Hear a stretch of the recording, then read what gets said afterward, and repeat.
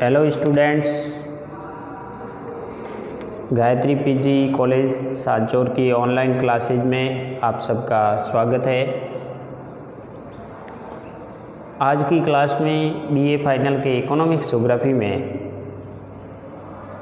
संसाधन संरक्षण के बारे में चर्चा करेंगे।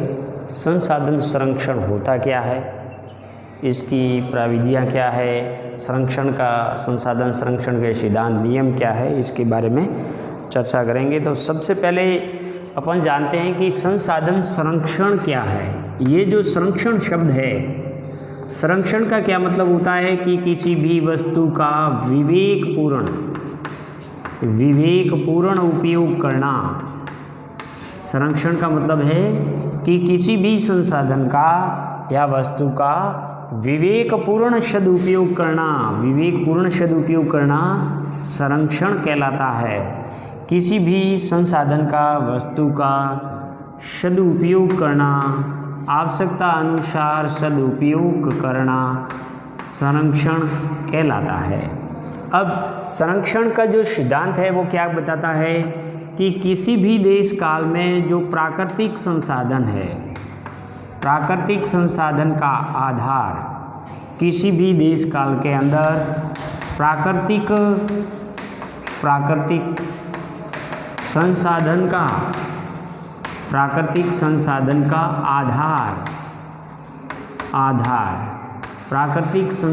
का आधार और दूसरा इसमें पहलू क्या है?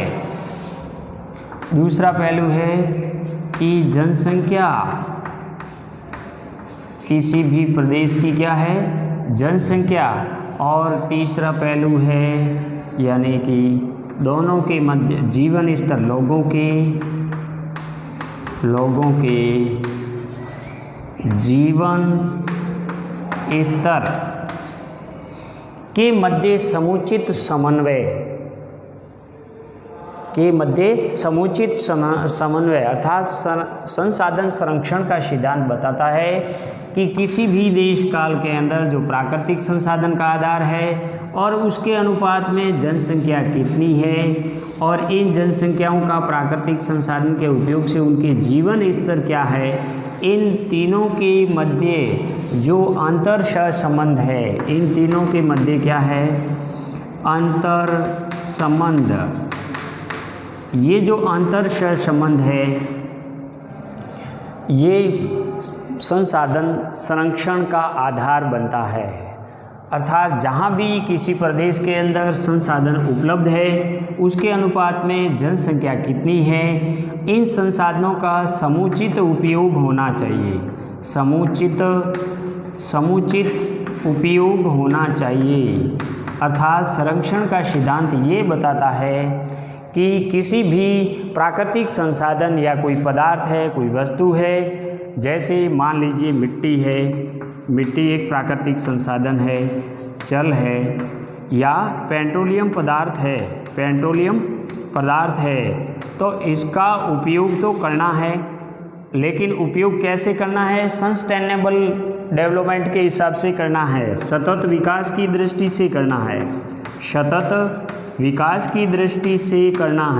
सतत विकास की दृष्टि का मतलब है कि वर्तमान की आवश्यकताओं को पूर्ति करते हुए फ्यूचर की आवश्यकताओं को ध्यान में रखना, या यूँ कहें कि फ्यूचर की आवश्यकताओं को ध्यान में रखते हुए वर्तमान की आवश्यकताओं को भी पूर्ति करना सस्टेनेबल डेवलपमेंट कहलाता है। तो ये जो सस्टेनेबल डेवलपमेंट है जिसमें प्राकृतिक संसाधनों का इस प्रकार उपयोग होना चाहिए जो फ्यूचर की पीढ़ी है, फ्यूचर की आवश्यकताओं को ध्यान में रखते हुए वर्तमान की आवश्यकताओं की पूर्ति करते हुए विकास किया जाना चाहिए। तो संसाधन संरक्षण के अंतर्गत ये बताया जाता है कि जो भी प्राकृतिक संसाधन है उसका उपयोग जनसंख्या के अनुपात में कैसे होना चाहिए? समुचित उपयोग होना चाहिए, आवश्यकता अनुसार ही उपयोग होना चाहिए। अर्थात इसका अत्यधिक दोहन नहीं होना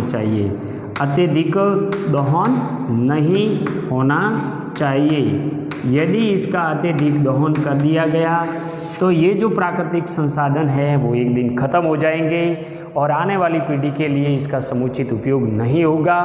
तो जितना जनसंख्या के अनुपात में संसाधन उपलब्ध है उसका इस प्रकार विवेकपूर्ण उपयोग होना चाहिए, उसका विवेकपूर्ण उपयोग करें ताकि उस प्रदेश की जो लोगों का जीवन स्तर है उसमें भी सुधार किया जा सके और संसाधन के अधिक दोहन से उनकी समाप्त होने का जो खतरा है वो भी नहीं रहे और उनका संरक्षण भी किया जा सके।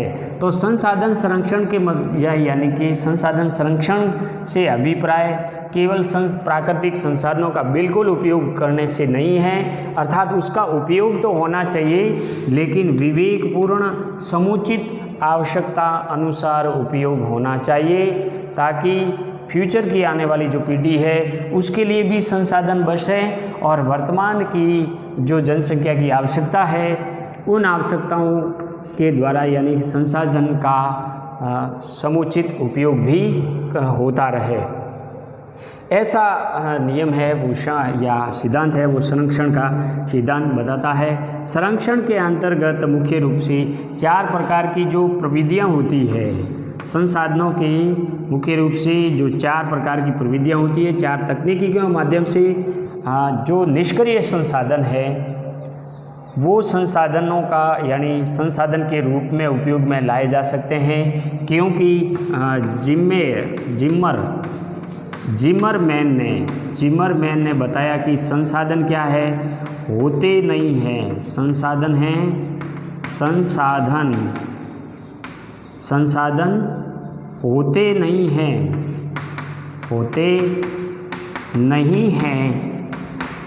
हैं बल्कि बनते हैं।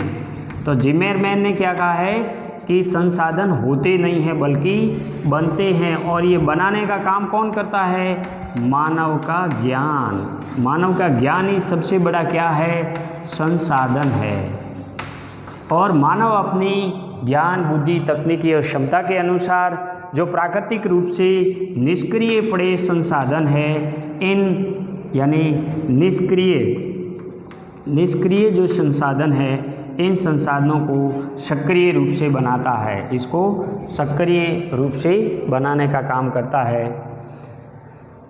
तो ये सक्रिय रूप से बनाने के लिए उसको 4 तकनीकी अपनानी पड़ती है। सबसे पहले संसाधन का निष्कर्षण का मतलब होता है कि जो प्राकृतिक रूप से संसाधन उपलब्ध है उसको यानी किसी संसाधन के योग्य या एक निर्माणकारी वस्तु या उपयोग योग्य वस्तुओं का निर्माण करना। कोई भी पदार्थ है जैसे पेट्रोलियम पदार्थ जो भूगर्भ के अंदर अत्यधिक गहराई के अंदर है या कोयला है, तो ये जितने भी संसाधन है उनका निष्कर्षण करना यानी दोहन करना, वो निष्क्रिय जो संसाधन है उसको बाहर निकालकर एक ऐसी वस्तु का निर्माण करना जो मानव की आवश्यकताओं और इच्छाओं की पूर्ति करते हैं। तो संसाधन का निष्कर्षण से ही संसाधन का निर्माण होता है। जो प्राकृतिक संसाधन है उसका दोहन करना, निष्कर्षण करना और उसको इस प्रकार की वस्तु के रूप में तैयार करना ताकि वो मानव की आवश्यकताओं और इच्छाओं की पूर्ति करे। इसके अलावा संसाधन का रूपांतरण, सबसे पहले जो प्राकृतिक रूप से संसाधन है उसका निष्कर्षण करना, दोहन करना और फिर उसका रूपांतरण करना। रूपांतरण का मतलब है कि उसके गुण और रूप में परिवर्तन करना। जैसे उदाहरण के तौर पर कोयला एक प्राकृतिक संसाधन है और इसको बाहर निकाल करके इससे क्या बनाई जाती है, तापीय विद्युत बनाई जाती है। लो एश्क है, ये एक प्राकृतिक रूप से संसाधन है, इसका निष्कर्षण होता है, फिर इसके गुण रूप में बदल करके लो इस्पात तैयार होता है जिससे विभिन्न प्रकार के लोहे के औजार और कलपुर्जे बनाए जाते हैं। तो प्राकृतिक संसाधनों के साथ में क्रिया करके उसके गुण रूप में बदलाव करके एक मूल्यवान वस्तु का निर्माण करना संसाधन रूपांतरण कहलाता है। दूसरी है दूरी निवारक तकनीकी कि वर्तमान समय के अंदर विभिन्न परिवहन साधनों की वजह से दूर स्थित जो प्राकृतिक संसाधन है उसको परिवहन साधनों के माध्यम से प्राप्त किया जा सकता है। और तीसरी तकनीकी है क्षेत्र यानी संगणन।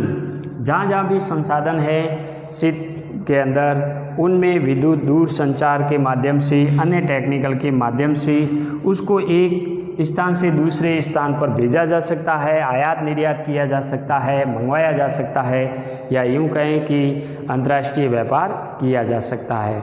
तो इन 4 तकनीकी के माध्यम से संसाधनों का उपयोग किया जा सकता है, लेकिन उपयोग इस प्रकार होना चाहिए ताकि संसाधन का संरक्षण होता रहे। मानव सभ्यता का विकास भौतिक संसाधनों के उत्तरोत्तर अधिक दोहन और उपयोग पर निर्भर है। अपनी उत्तरोत्तर परिष्कृत होती प्राविधिकी से मानव मिट्टी, वन, जल, खनिज का व्यापक एवं गहन उपयोग करता हुआ भौतिक उत्पादन और सुख सुविधा का विस्तार करता गया है। प्राविधिक रूप से जो ये 4 तकनीकियाँ भी बताई है, इन तकनीकियों के माध्यम से वह पृथ्वी से कच्ची सामग्री को प्राप्त करता है, और जिसमें निष्कर्षण के द्वारा वह पृथ्वी पर जो भी कच्ची सामग्री है उसको प्राप्त करता है, खनिजों का निष्कर्षण करता है। और इसका यानी कि इस प्रकार की प्राविधिक से निष्कर्षण से निरंतर परिष्कार से अब मिट्टी का उत्पादकता भी कई गुना में वृद्धि हुई है। भूगर्भ में यानी अगम गहराई पर स्थित बहुमूल्य जो खनिज है एवं पेट्रोलियम जैसे ऊर्जा सुलभ है, उनको भी निष्कर्षण के द्वारा संसाधन के लिए योग्य बना दिया जाता है। इसके अलावा रूपांतरण के तहत रूपांतरण तकनीकी से कच्ची जो सामग्री मिलती है उसके गुण धर्म परिवर्तन करके उसको पदार्थ के रूप में, मूल्यवान पदार्थ के रूप में परिणित कर दिया जाता है। जैसे पेट्रोलियम से कृत्रिम धागा बनाया जाता है, उर्वरक बनाया जाता है, विविध प्लास्टिक सामग्री बनाई जाती है। और दूरी निवारक के अंतर्गत जिसमें किसी भी पदार्थ को परिवहन साधनों के द्वारा विश्व के एक कोने से दूसरे कोने तक पहुंचाया जाता है। और तीसरा जो क्षेत्र संगणन प्राविधिक में दूर संचार या अब यानी विश्व के किसी भी क्षेत्र में आर्थिक क्रियाकलाप की संगणना में भी अभिवृद्धि संभव है। परंतु जैसा यानी क्लब ऑफ रोम ने अपनी रिपोर्ट वृद्धि की सीमाएं नामक पुस्तक में वृद्धि की विवेचन किया है, जिसमें जनसंख्या, औद्योगिकरण, प्रदूषण, भोजनोत्पादन, संसाधन ह्रास की द्विगुणिक वृद्धि गति के कारण पृथ्वी जैसी परिसीमित इकाई के संसाधन और व्यय क्षमता पर अधिक बोझ बढ़ता जा रहा है। और इस आशंका से जनसंख्या और औद्योगिकरण और अन्य उत्पादकों में वृद्धि की गति ह्रासोन्मुख ही नहीं है बल्कि अवरुद्ध भी हो जाए। तो इस प्रकार वर्तमान में जो औद्योगिकरण हो रहा है, अत्यधिक संसाधनों का जो दोहन हो रहा है, इससे संसाधन है वो समाप्ति की ओर है। एक अनुमानित सभ्यता के आदिकाल से सारे विश्व में विभिन्न खनिजों का जितना शोषण और उपयोग हुआ है उतना केवल संयुक्त राज्य अमेरिका में 1914 से 52 की अवधि में हुआ है। संयुक्त राज्य अमेरिका में सबसे ज़्यादा यानी खनिज संसाधनों का दोहन हुआ है। 1950 में उक्त राष्ट्र के विभिन्न वस्तुओं का कुल 270 करोड़ टन उपयोग हुआ है, जिनमें कृषि पदार्थ, खनिज पदार्थ, निर्माण सामग्री आदि का प्रति व्यक्ति उपभोग लगभग 18 किलोग्राम था। यदि संपूर्ण विश्व के जीवन स्तर की बात की जाए तो संपूर्ण विश्व में जीवन स्तर संयुक्त राज्य अमेरिका में यानी कि सर्वाधिक बदलाव आया है। लोगों के जीवन स्तर में सर्वाधिक बदलाव आया है। उसका मुख्य कारण है कि आधुनिक संसाधनों के उपयोग से यानी वस्तुओं के उत्पादन की मात्रा है वो कई गुना बढ़ गई है। और इस बढ़ती आवश्यकताओं की पूर्ति के लिए जीव मंडल के संसाधनों का अत्यधिक शोषण होता है, तब ये प्रश्न उठता है कि बढ़ते शोषण के चलते जीव मंडल में एक सीमित इकाई और संसाधन भंडार,